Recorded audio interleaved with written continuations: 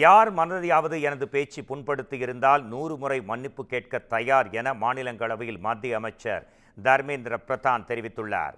நாடாளுமன்ற பட்ஜெட் கூட்டத்தொடரின் 2ஆம் அமர்வில் தமிழ்நாட்டிற்கு கல்வி நிதி மறுப்பு விவகாரத்தை கையில் எடுத்து திமுக எம்பிக்கள் கடும் அமளியில் ஈடுபட்டனர்.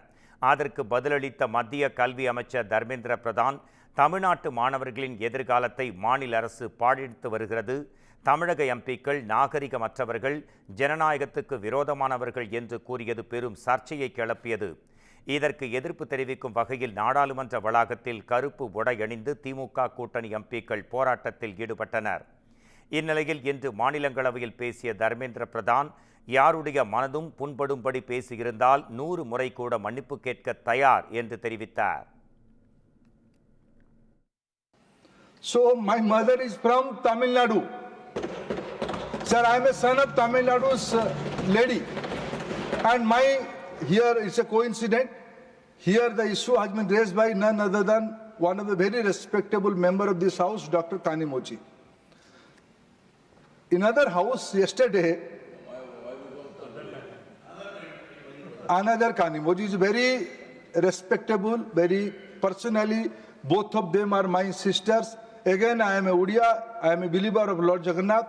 In my civilization, my society, mother and sisters are above everything.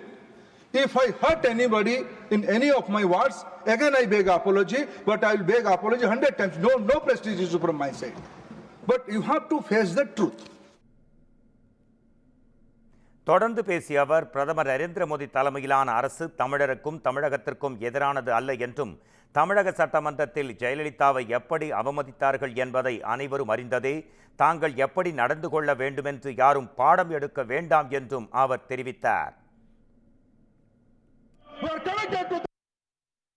Many times he has mentioned Tamil language is the ancient language of human civilization. That we believe. I personally committed to my Prime Minister's vision. This is our commitment to Tamil language. Tamil language is nobody's monopoly. Nobody can teach us lesson how to behave with women. Those who have, what they have done to the great leader Jayalalitha in the floor of the house of Tamil Nadu, history has never forget that. They cannot teach us lesson.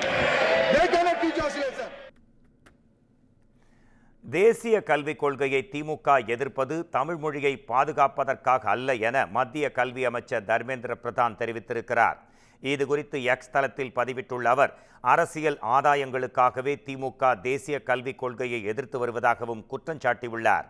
கல்விக்கான ஒருங்கிணைந்த மாவட்ட தகவல் முகமையின் தரவுகளின்படி 2018இல் 65.87 லட்சமாக இருந்த தமிழ் வழி சேர்க்கை 2024இல் 46.83 லட்சமாக குறைந்துள்ளதாகவும், கடந்த 5 ஆண்டுகளில் தமிழ் வழியில் படிப்பவர்களின் எண்ணிக்கை 19.05 லட்சத்திற்கு மேல் சரிந்திருப்பதாகவும் அவர் தெரிவித்தார்.